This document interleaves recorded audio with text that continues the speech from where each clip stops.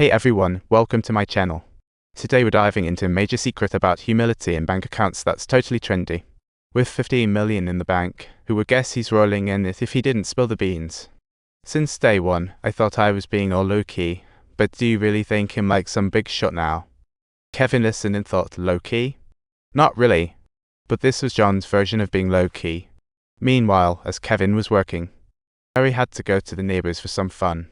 She used to work, but now she's a full-time housewife. Adjusting is a challenge. If I want to see the Don, I'd call John. The neighbor told Mary to enjoy everything. You gotta be able to handle the loneliness. When boredom hits, go spend some cash. Mary got it but wasn't too keen. A few days later, Kevin brought her to a company party, and before they went in, Mary had a little talk. No matter how many social calls or chit-chats, don't leave yourself stranded, okay? Kevin nodded like he understood everything. But once inside, they were surrounded by all sorts of people. They were holding hands, but soon enough Kevin was whisked away. Left alone, Mary bumped into John, who whisked her aside for a chat. Compared to the other female employees, Mary's looks totally knocked them out of the park. John didn't hide his crush, even urging Mary to toss her hair around a bit. At first, Mary felt shy, but in John's gaze, there seemed to be some kind of magic. Though she didn't want to please him, her actions told a different story. To her surprise, the mirror reflected a version of her that looked quite stunning.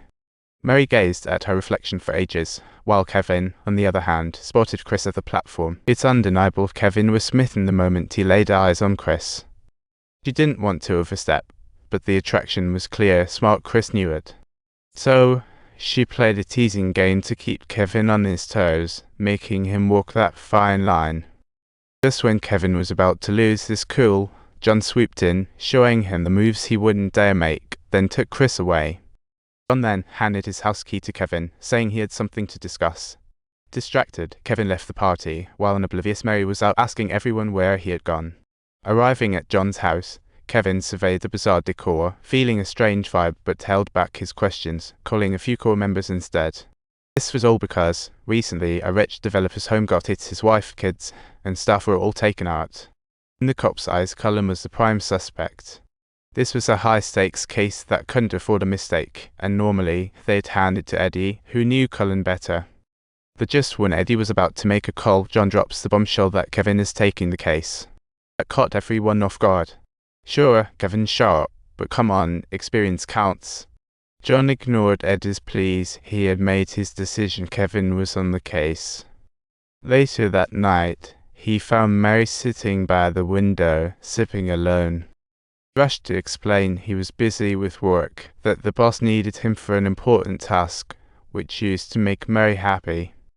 But now, Mary just looked really down. Despite always being so strong, yeah. The next day, Kevin went along with John to meet the developer. Media coverage was everywhere. As things stood, Cullen's fingerprints were all over the crime scene and the weapon. His claws had the victim's blood, and although Cullen called the police, it couldn't rule out the possible staged event with John's strong recommendation. He had no other option but to rely on Kevin's abilities. He should highlight each and every small merit to him. At this moment, Mary was out shopping with a few of her sisters.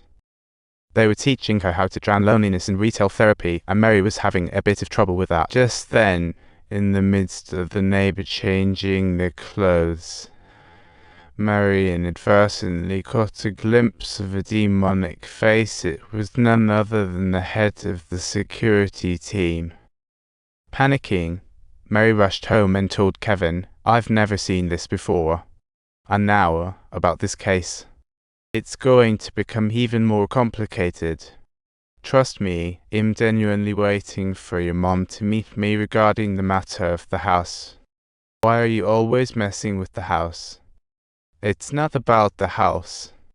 I hate this silly place, you know. You bought a few new outfits and won't get hurt over it. And on top of all that, I still have to pay for this idiot. I know we have the cash. It should be fun, but it's not. It's like a test. This whole thing feels like a major exam, oh my." In reality, Mary wasn't wrong. Since they hit New York, everything seems to have gone sideways. Especially after meeting John, Kevin grew all about the benefits, while Mary magnified her loneliness. They loved and understood one another, yet somehow, in various situations, they were at a loss for control. To help with Mary's mood, Kevin brought his mom over. They were all set to head upstairs when who shows up but John. Kevin introduced his boss, John, to his mom, but from the very start, she felt an uneasy vibe. They hopped in the elevator together, while John chatted with Kevin's mom, acting all gentlemanly. But she felt as though she were completely naked, filled with embarrassment, and so the moment the elevator doors opened, she and Mary rushed out immediately. Just then, John stopped Kevin, asking about the case. Struggling, Kevin declined John's offer. His eyes told another story.